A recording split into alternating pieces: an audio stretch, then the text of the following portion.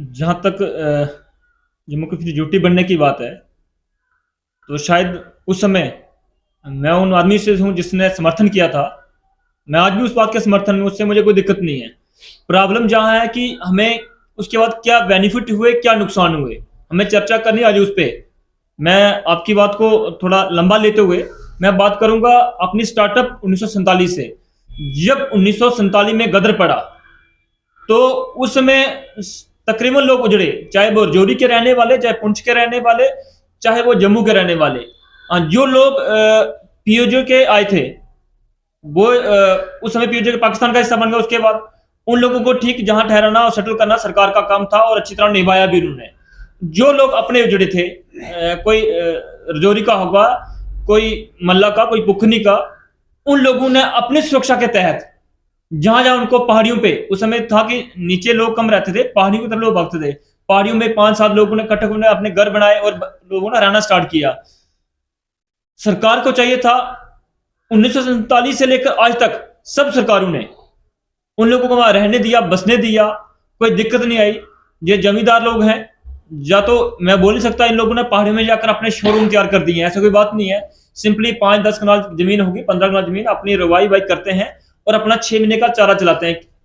और उसमें से ये जो समाज है, हम इनको डोगरा समाज बोलते हैं।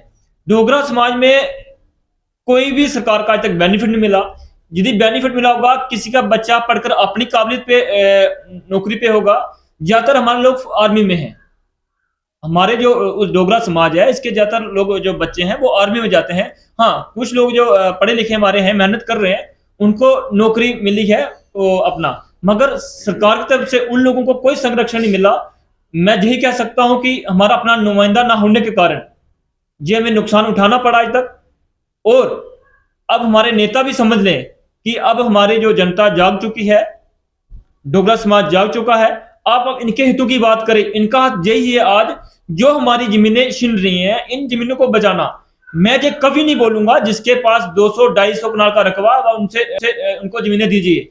यदि वो प्लाट बना के बेच रहा, जनाब उसको डंडे के जोर उखाड़े। यदि कोई गरीब अपना रजौरी में, सुंदरबनी में, पुंछ में, डोडा किश्तवाड़ में 10 कनाल 5 कनाल जो गांव के क्षेत्र में वो अपनी रवाई वाई कर रहा है, तो उसको उसका मालिकाना हक मिले। आप मुझे एक बात बताएं, 1990 में जो लोग बाके इधर उधर आए, वो लड्डू खाने के लिए जम्मू गए नहीं होंगे।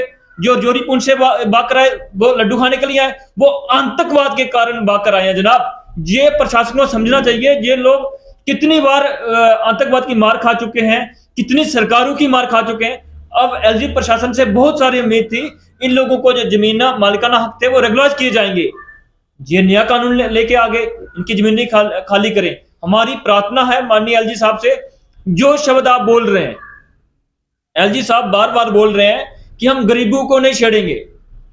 मैं एलजी साहब से प्रार्थना करता हूं वो आप रिटर्न ऑर्डर निकालें, एक सर्कुलर निकालें, वो समाज में आए। किसी गरीब का आशियाना नहीं उखाड़ा गया है चंद्र जी, मैं सिर्फ बात सुंदरबनी की नहीं करता, मैं बात करता हूं पूरे जम्मू कश्मीर की। पौनी के अंदर जिसके पास 2 कनाल जमीन थी, मेरी बिड्डो बहन, उसका प्लंथ भरा हुआ, उसने मजदूरी कर कर बहन ने दिहाड़ी लगाकर वो प्लंथ भरा, वो उखाड़ा गया। क्या वो गरीबें नहीं आती? क्या एलजी साहब को उस बहन का प्लंथ अमीरों में नजर आता है? क्या उस बहन के पास 500 कनाल जमीन है? सिर्फ 2-3 कनाल जमीन थी जनाब। जो निचले स्तर से एलजी साहब तक एक रिपोर्ट पहुंची होगी, उसी के मुताबिक कार्रवाई हुई। क्या प्रशासन भी इस चीज के लिए, पौनी का प्रशासन जिम्मेदार है? मानते हैं आप इस बात को? प्रशासन तब भी जिम्मेवार था जब ये लोग बैठे होंगे। ऐसा तो हो नहीं सकता कि मैं जाकर फॉरेस्ट की जमीन में बैठूं, फॉरेस्ट वाले वहां नहीं आए। ऐसा तो हो नहीं सकता कि मैं स्टेट लैंड पे बैठूं, पटवारी तहसीलदार ना पहुंचे। नीचे से लेकर ऊपर तक सबने खाए हैं, चाहे किस किस रूप में खाए हैं, 10 रुपए खाए, 50 खाया, 100 खाए, सबने खाए हैं। वो तो भाजपा के प्रदेश अध्यक्ष का बयान आ चुका है कि जो रेवेन्यू विभाग के जो अधिकारी इस चीज में इन्वॉल्व थे उनको बख्शा नहीं जाएगा। बिल्कुल मैं सहमत हूं, उनका ऐसा बयान है, मैं धन्यवाद करता हूं उनका। वो भी मेरे पड़ोसी हैं, बाहर के नहीं है, हमारे बड़े भाई, उन्होंने बोला अच्छी बात है, हम समर्थन करते हैं उनकी बात का, और ऐसा होना भी चाहिए। वो लोग पकड़े जाने चाहिए जिन्होंने ये जमीनें बेची हैं, दो कनाल जमीन बेचने किसी का हाथ होगा ना। अब कौन वो रजिस्ट्री करके दे रहा है, कौन लोग वो गर्दौरी लगा के दे रहे हैं? मेरे पिताजी तो गर्दौरी करके नहीं दे रहे होंगे, आप किसी के तो भाई बंधु गर्दौरी करके नहीं दे रहे होंगे। प्रशासन के ही वो लोग हैं। हम लोगों से गलतियां नहीं हुई, हम लोग आतंकवाद के कारण उजड़े हैं। हम खुशी के कारण अपने घर छोड़कर नहीं भागे। जो भी जहां जगह बसा है वो तकरीबन आतंकवाद के समय में उजड़ा है। पेनल्टी बड़े मगरमच्छों को और राजस्व विभाग के अधिकारियों को होनी चाहिए, ना कि गरीब जनता को। जनाब हम यही तो बात कह रहे हैं, आप सजा दो ना। जो उस समय में बड़े बड़े अधिकारी हैं उनको सजा दो, जो बड़े बड़े लीडर हैं जिनके पास 150, 200, 300 कनाल और 50-50 करोड़ के बंगले हैं उनको सजा दो ना। उनके किसी दादा परदादा ने नौकरी नहीं की हुई है, आज उनके पास 50-50 करोड़ के बंगले हैं और उनके पास 2-2 कनाल जमीन है, उनको दे सजा। कौन मना कर रहा है? ये तमाम समाज आपके साथ खड़ा होगा। इस ड्राइव के अंदर अभी भारतीय जनता पार्टी की जो नोटिफिकेशन निकला है, किसी के ऊपर भी पीला पंजाब दिखा नहीं। जनाब मैं बात सिर्फ भारतीय जनता पार्टी करूंगा, मैं सब पार्टियों का जितने भी लीडर है ना, सबके पास नहीं, 70% लीडरों के पास 100, 150, 200 कनाल ऐसे स्टेट लैंड होगी और है भी है। मगर इनकी शो करेंगे 2 मरले, 5 मरले, 10 मरले, क्योंकि उनके सिर्फ नाम शो करेंगे, लोगों लगेंगे इनके जो 5 मरले जमीन निकल गई, उनके पास 5 मरले नहीं होगी, 150, 200, 300 कनाल जमीन है। ये आम जनता को तंग करेंगे, किसी भी बड़े लीडर को तंग नहीं करेंगे। उनके 5 मरला, 10 मरला। जनाब मेरी जिसके पास 100 कनाल जमीन है, 2 मिनट 100 कनाल जमीन मेरे पास है, जिदी उसमें 2-5 मरले जाती है, मुझे कोई तकलीफ नहीं है। मगर गरीब के पास 2 कनाल का 2 की 2 निकाल देंगे। किस तरह का क्राइटेरिया बनना चाहिए? आप क्राइटेरिया ऐसा होना चाहिए, जो लोग आतंकवाद के कारण या 47 गदर का कारण उजड़े हैं, उनको जहां जहां बैठे उनको वहां विस्थापित किया जाए, रेगुलर किया जाए। मैं नहीं बोलता जो मर्जी से जाकर कर रहे हैं, अपनी मर्जी से कवर कर रहे हैं, उनको नहीं बोलता मैं।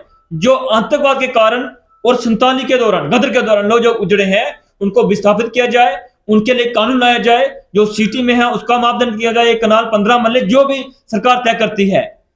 आपको ये सोचना पड़ेगा कि जिस सिटी में 1 कनाल जमीन होती है वो आधे मरले में घर बनाता है, 5-6 दुकानें बनाता है। एक सिटी में 5-6 दुकान बनाना मतलब कि 50-60 हजार महीने की इनकम। और जो बात है गांव की, गांव के आपके पास 10 कनाल जमीन भी होगी ना, आपके पास आप 40 हजार 6 महीने का नहीं कमा पाते। इसलिए वो क्राइटेरिया किया जाए, कम से कम 50 कनाल जो गांव के लोग हैं उनको जमीन मिले और वो लोग अपनी खेती बाड़ी करें और अपना जीवन व्यतीत करें। आपने कहा कि प्रशासन माफियाओं पर कार्रवाई नहीं करता है, गरीब लोगों पे करता है।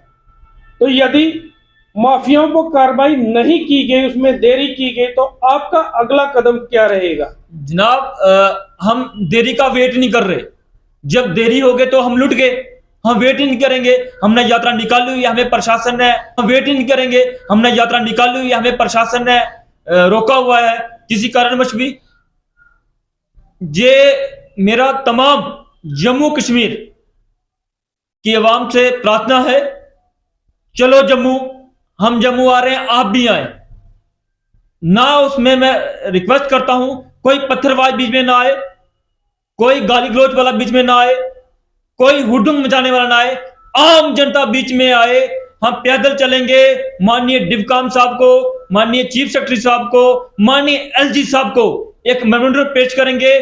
गरीब जनता का कोई भी नुकसान हुआ तो हम पंजाब से सीखकर, जैसे पंजाब वाले इकट्ठे होते हैं, कोई पार्टी वार्टी नहीं होती, आम लोग इकट्ठे होते हैं, अपनी सुरक्षा करते हैं। हमें मजबूर ना किया जाए, पंजाब जैसा माहौल जम्मू कश्मीर में क्रिएट हो, जिसे करना पड़ा अपने लोगों के लिए, हमें कुर्बानी भी देनी पड़ी, तो हम रेडी हैं। और तमाम समाज में बहुत से युवक हैं जो रेडी हैं। मुझे यात्रा के दौरान कम से कम 50 फोन आए नौजवान लड़कों के, भैया आपने हमें क्यों नहीं बुलाया? मैंने बोला भैया अभी आपकी जरूरत मुझे लगी नहीं, जब जरूरत लगेगी। अब वो 50 तमाम भाइयों को मेरी प्रार्थना है कि ठंडा पानी में 15 तारीख बुधवार 11 बजे पहुंच जाए। और मैं 2-3 नंबर, जैसे सुदर्शन जी का नंबर रहेगा, जो लोग जम्मू कश्मीर का, जम्मू में आना चाहता हो, 18 को हमारी यात्रा वहां पहुंचेगी। और ठंडा पानी से जो साथ चलना चाहता हो, सुदर्शन जी, अनवर साहब, मास्टर पूरन जी, मैं इनके नंबर मैसेज में डाल दूंगा, आपकी न्यूज में भी आ जाएंगे। वो लोग सब्र करके, और ये यात्रा हम बड़े जोर शोर से चलाएंगे और सुंदरबनी के जो जनता है वो तमाम जम्मू कश्मीर को साथ लेकर इस आंदोलन को लड़ेगी।